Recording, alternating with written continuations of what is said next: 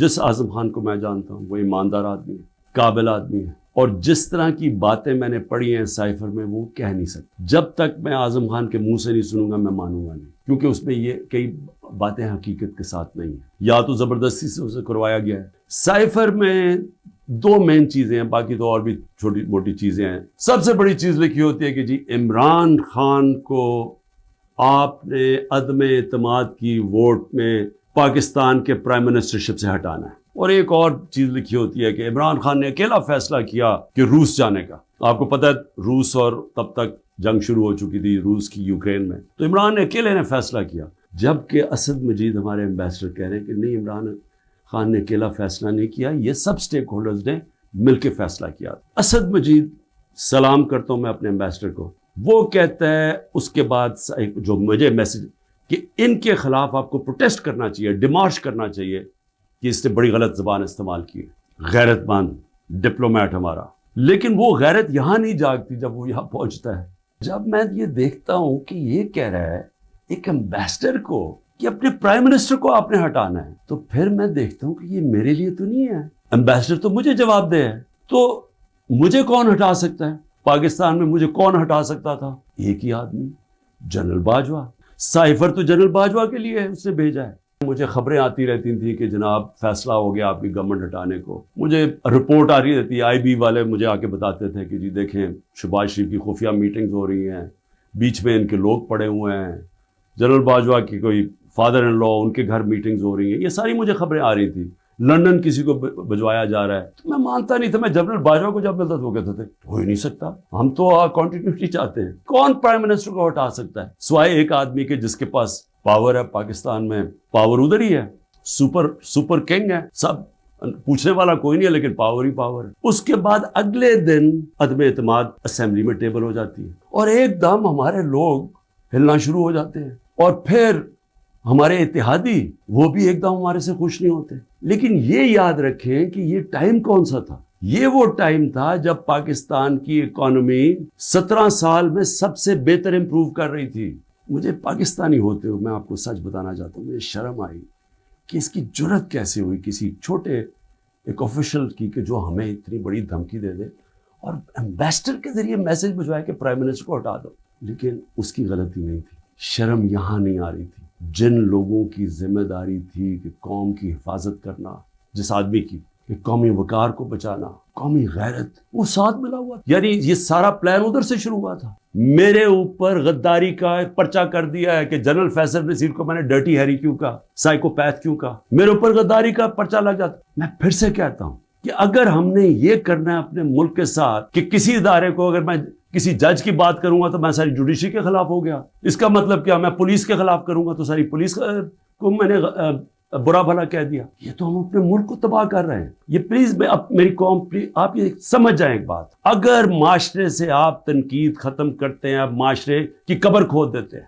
Chief justice صاحب کو میں نے وہ سائفر بھیجا کہ جی اس کے اوپر انکوائری کروائیں، نیشنل سیکیورٹی کاؤنسل کے سامنے رکھا، نیشنل سیکیورٹی کاؤنسل کے سامنے 30 مارچ کو میں نے رکھا کہ جی یہ ہے، سارے آرمی چیفز بیٹھے ہوئے تھے، سروس چیفز بیٹھے ہوئے تھے، سب کے سامنے رکھا کہ یہ اس نے لکھا ہے، اور آپ کا ایمبیسڈر کہہ رہا ہے کہ ان کو پروٹیسٹ کرو کہ یہ کسی کی جرت نہیں ہونی چاہیے اس طرح کا، کسی بھی ایک ملک کو، آزاد ملک کو اس طرح کا زبان استعمال کرنی۔ انہوں نے کہا جی ہاں مداخلت تو ہوئی ہے، تنقید کی، امریکہ کو پروٹیسٹ بھی کیا نیشنل سیکیورٹی کاؤنسل نے 30 مارچ کو۔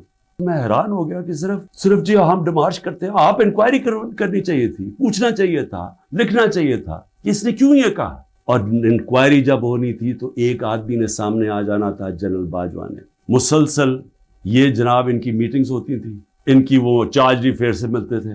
کیا ISI کو نہیں پتا تھا کہ پچھلے 3 مہینے کے اندر ہمارے پارلیمنٹیرینز، ہمارے PTI کے بیک بینچرز اور یہ اپوزیشن لیڈر سے بار بار امریکن ایمبیسی میں جا رہے تھے۔ ارشد شریف نے پورا پروگرام کیا، بتایا کہ کون سے دن کون سے لوگ گئے۔ راجہ ریاض کا بتایا گیا، کیا راجہ ریاض وہاں فورن پالیسی ڈسکس کرنے گیا تھا؟ جو سب سے پہلے بھاگے وہ امریکن ایمبیسی جا رہے تھے، کیا ان کو نہیں پتا تھا؟ اس کے حصہ تھے، سازش ہو رہی تھی کسی طرح عمران خان کو راستے سے ہٹایا جائے۔ امریکہ کی ایک بات سمجھ ہے، امریکہ جو ہے وہ اپنے مفاد کے لیے فیصلے کرتا ہے، وہ دوستیاں نہیں نبھاتا۔ امریکہ اپنے انٹرسٹ کو پروٹیکٹ کرتا ہے۔ ہمارا کام ہے ہم اپنے انٹرسٹ پروٹیکٹ کریں. سائفر پہ کیا لکھا کہ عمران خان خود روس گیا ہے. میں عمران خان نے خود روس کیوں جانا تھا؟ فورن آفس نے مجھے کہا, بیٹھ کے مشاورت ہوئی, ہم نے سارے پاکستان کے ایکس فورن سیکرٹریز کو بلایا, سب نے کہا کہ آپ کا رشیا جانا بہت ضروری ہے, ہمیں اپنے تعلقات ٹھیک کرنے چاہیے. پھر ہمیں 20 لاکھ ٹن گندم چاہیے تھی ان سے, وہ ہم بات کرنا چاہتے تھے, کنسیشن میں تھے. اس کے بعد جب ٹینشن ہوئی یوکرین سے تو تیل کی قیمتیں آسمانوں پہ چلی گئیں, کموڈیٹی سپر سائیکل آ گیا. انہوں نے کہا کہ آپ وہاں جا کے تو ان سے نیگوشیٹ کریں سستا تیل. تو سارا اسٹیک ہولڈرز کے ساتھ جتنے بھی تھے انہوں نے پورا پلان کیا. ہم ٹرپ پہ جانے لگے, شام کو ٹینشن بڑھ گئی روس کی اور یوکرین کی. میں نے جانے سے پہلے جنرل باجوہ سے پوچھا کہ کیا مجھے جانا چاہیے یا نہیں. انہوں نے کہا ہم سب بیٹھے ہوئے ہیں, ہمارے خیال میں آپ کو جانا چاہیے. تو سب سے پوچھ کے میں روس گیا, میں اپنی ذات کے لیے تو نہیں گیا. تو واپس آیا تو جناب جنرل باجوہ نے اس کے 2 دن بعد کہ جی مذمت کرو کہ جو روس چلا گیا وہاں. فورن آفس بھی بیٹھا, ہمارے مین لیڈرز بیٹھے ہیں. ہم نے کہا کہ ہندوستان تو مذمت نہیں کر رہا, وہ تو ان کا اسٹریٹجک ایلائی ہے, وہ تو نہیں کر رہا, ہم کیوں کریں. اور ہم ان سے ڈیل کر کے آ گئے تھے سستا تیل پہ اور سستی گندم پہ. اس کے بعد جا کے ایک نیشنل سیکیورٹی کا سیمینار ہو رہا ہے, جنرل باجوہ بیٹھ کے کہتا ہے جی عمران خان ہم روس کی سخت مذمت کرتے ہیں. گورنمنٹ کی پالیسی کے خلاف جا کے سٹیٹمنٹ دے دیتا ہے. اس کے بعد حسین حقانی کی ٹویٹ آتی ہے, وہ کہتا ہے جنرل باجوہ پرو امریکہ ہے اور عمران خان اینٹی امریکہ ہے. بعد میں ہمیں پتہ چلتا ہے کہ ہم نے $30,000 دے کے حسین حقانی کو جنرل باجوہ نے ہائر کیا ہوا تھا ہماری گورنمنٹ کے دوران. وہ بعد میں جب ان کا فیرا, ان کا ایک ادارہ ہوتا ہے جو آپ کو رجسٹر کرنا پڑتا ہے لابیز کو, اس میں پتہ چلتا ہے بعد میں ہمیں. تو میرا اپنا ہی آرمی چیف میرے خلاف لابی کر رہا تھا, ان کو بتا رہا تھا میں کتنا برا ہوں.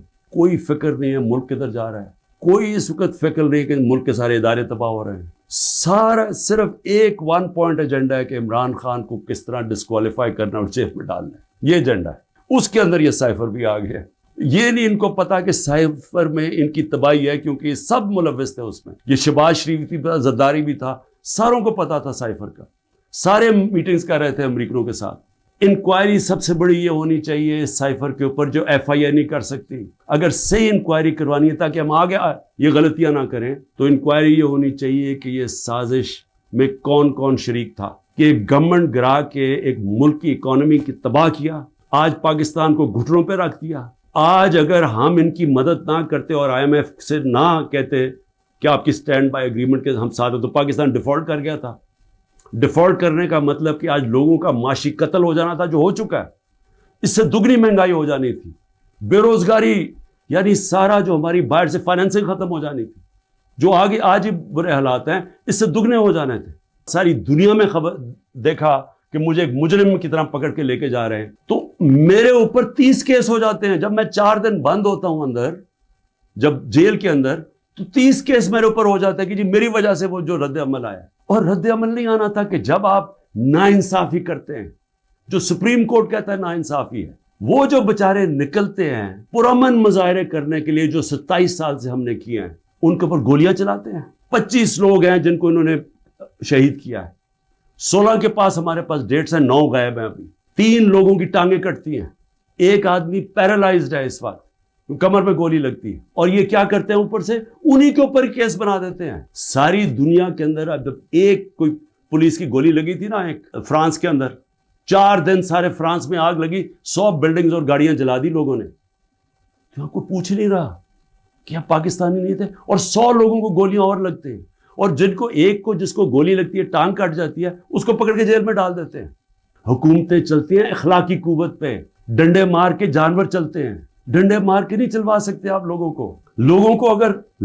کو اگر آپ یہ سمجھتے ہیں کہ اس کی ظلم کی وجہ سے یہ چوروں کو تسلیم کر لے گی قوم, جو 30 سال سے ملک کو لوٹ رہے ہیں, جن کے پیسے باہر پڑے ہیں, جن کی سارا یہ جیسے انہوں نے اقتدار سے پھر باہر بھاگ جانا ہے, تو اگر یہ سمجھتے ہیں کہ لوگ اس خوف کی وجہ سے ان کو تسلیم کر جائیں گے, مجھے ترس آ رہا ہے ان لوگوں کے اوپر جن کی یہ سوچ ہے.